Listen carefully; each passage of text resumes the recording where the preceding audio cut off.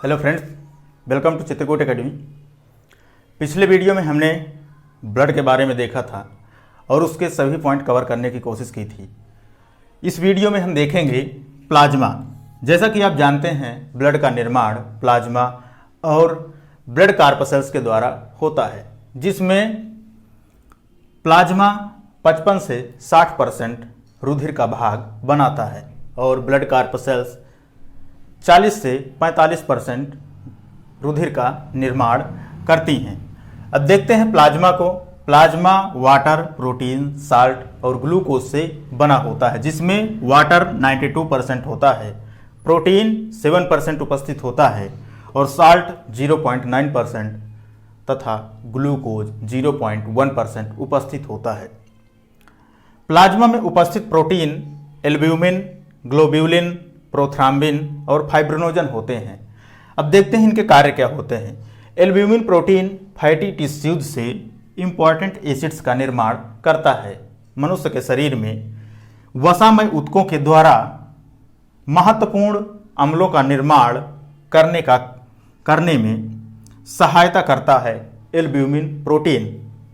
Hormone और अन्य पदार्थों के परिसंचरण में भी सहायता करता है एल्ब्यूमिन प्रोटीन, जो कि प्लाज्मा में उपस्थित होता है। यह मनुष्य के शरीर में हार्मोन और अन्य पदार्थों के परिसंचरण में भी सहायता करता है।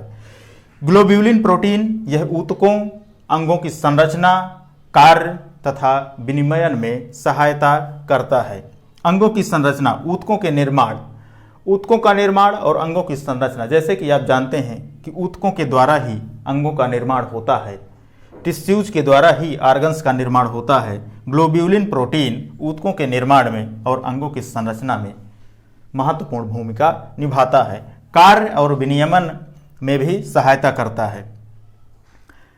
प्लाज्मा में पाए जाने वाले अगले प्रोटीन हैं प्रोथ्राम्बिन प्रोटीन तथा फाइब्रिनोजन प्रोटीन, जिसमें से यह क्लॉटिंग का काम करते हैं। जब मनुष्य के शरीर पर कोई चोट लग जाती है और रुधिर का स्राव होने लगता है या खून बहने लगता है, तो प्रोथ्राम्बिन और फाइब्रिनोजन प्रोटीन ब्लड क्लॉटिंग करते हैं या रक्त का थक्का बनाते हैं, जिससे कि रक्त स्राव या रुधिर स्राव रुक जाता है।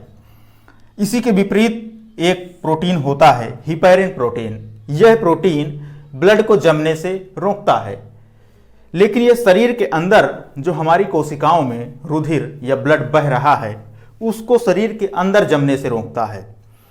ब्लड को पतला करता है, यह ब्लड को पतला रखता है तथा हार्ट अटैक के उपचार में भी हिपैरिन का प्रयोग किया जाता है।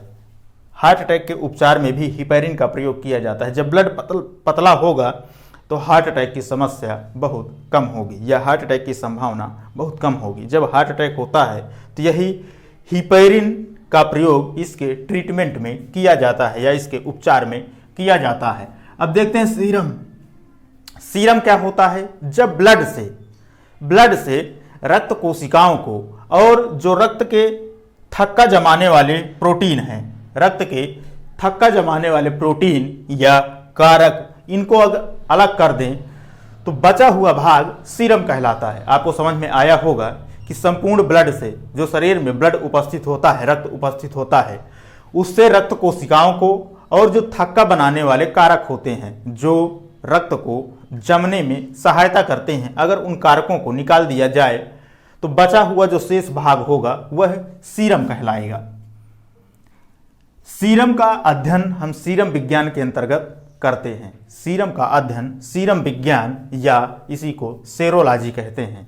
तो आपको समझ में आया होगा कि सेरोलॉजी के अंतर्गत सीरम का अध्ययन किया जाता है। अब प्लाज्मा में कई प्रकार के साल्ट उपस्थित होते हैं, जो कि रक्त को क्षारीय बनाने का कार्य करते हैं। जैसे कि आप जानते हैं कि ब्लड का पीएच मान 7.4 होता है, जो कि क्षारीय प्रकृति दर्शाता है। इसको क्षारीय बनाने का कार्य साल्ट के माध्यम से किया जाता है, जो कि प्लाज्मा में 0.9% उपस्थित होता है।